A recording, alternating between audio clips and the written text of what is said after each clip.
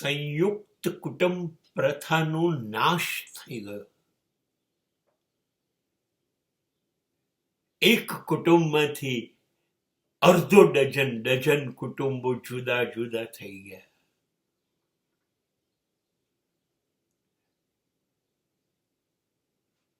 દાદા દાદી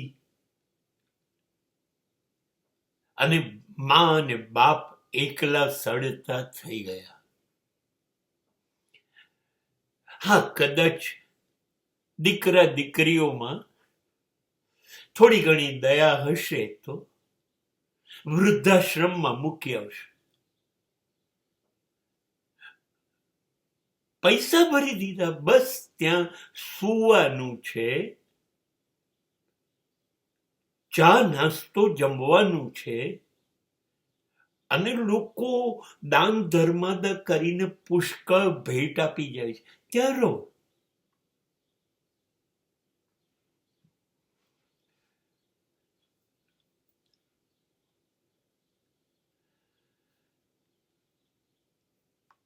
જે કરીએ છે ને એ સામે આવે છે. બહુ થપ્પડો મારી છોકરાઓને.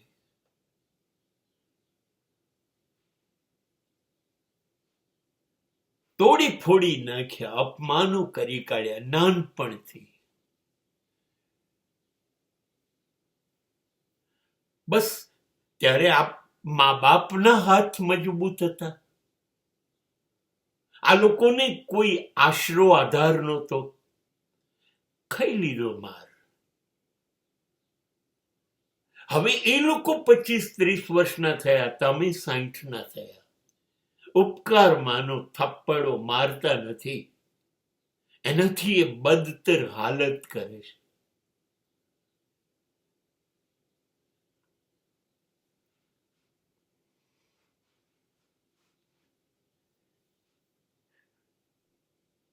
એક પણ ઘર માં સાસુ અને વહુ સુખી હોય, શોધી નાખો.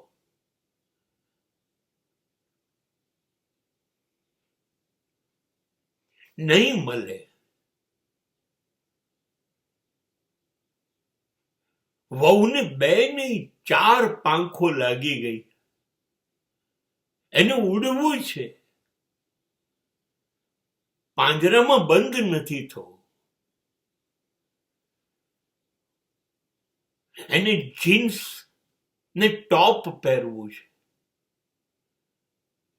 એને શેમ્પુ કરેલા વાળ, લિપસ્ટિક, ફેસ મેકઅપ,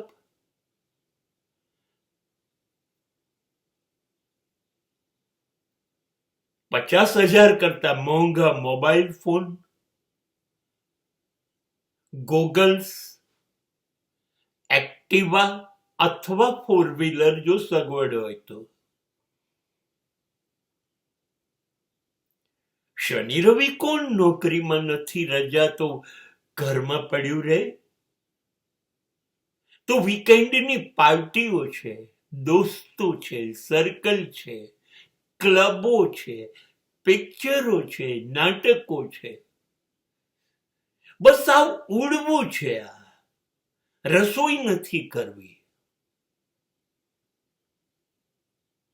બહારથી મંગાઈ લઈશું,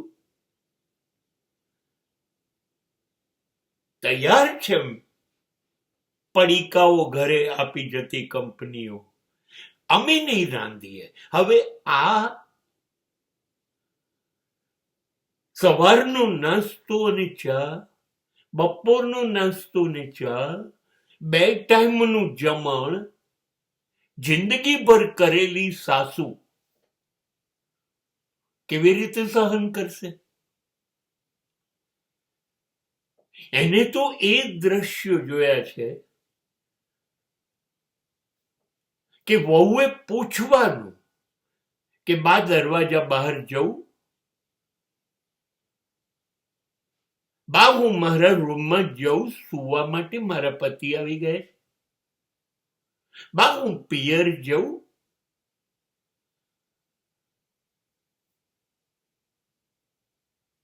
હવે એ જ રસોઈ કરવાની જે સાસુમાં કે રીંગણ તો રીંગણ, બટાકા તો બટાકા. એને તો આ જમાનો જોયો છે. પડોશમાં કે કયા સગાઓ જોડે વાત કરવાની વહુએ એ સાસુ નક્કી કરે.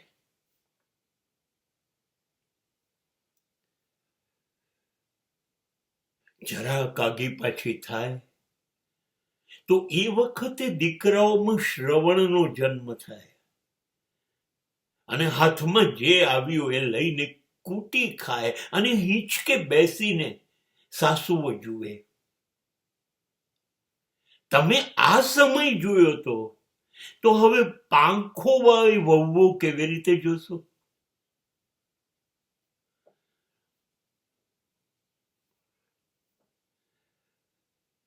નહીં સાસુઓને ફાવે વહુઓ સાથે,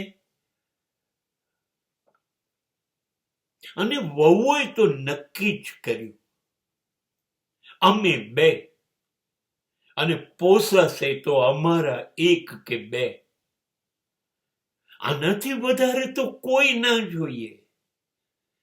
તમારા માં, બાપ, ભાઈ, બહેનો, અરે છોડો એ બધાની મજૂરી હું ક્યાં કરું? હવે થઈ ગઈ જુદી. હવે નાની નાની ડબ્બીઓની અંદર ફ્લેટોમાં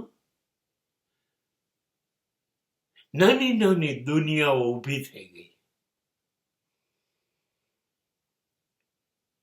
નથી સાસુ સુખી, નથી બાપ સુખી,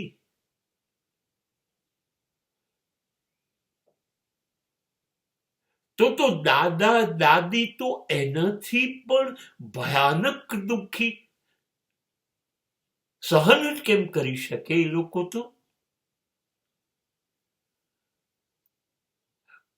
આ છેડે કોઈ સુખી નથી, તો સામેના છેડે વહુ સુખી નથી, અને વહુ સુખી નથી તો દીકરાને સુખી થવા નહીં દે. સમાજનું સૌથી કરુણ પાત્ર જો કોઈ હોય તો એ દીકરો છે. માનું માનશે તો વહુ કહેશે માવડીઓ છે, અને વહુનું માનશે તો માં કહેશે વહુ ગયેલો છે.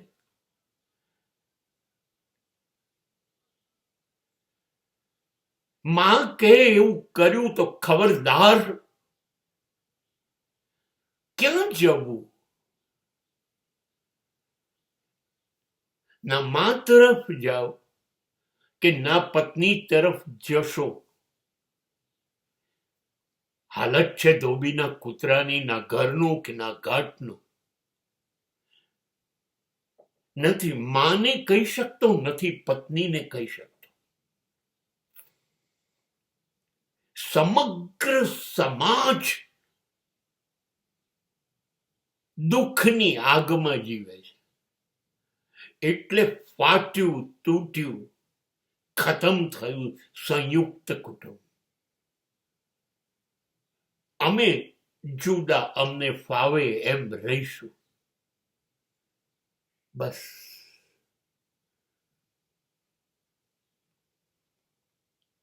દરેક ઘરે તપાસ કરી જુઓ, કોઈ સાસુ ખુશ છે? કોઈ વહુ ખુશ છે? તમારી દાદાગીરી સમાજ ઉપર હતી, હવે નહીં ચાલે. વહુએ ખુલ્લો બળવો કરી દીધો.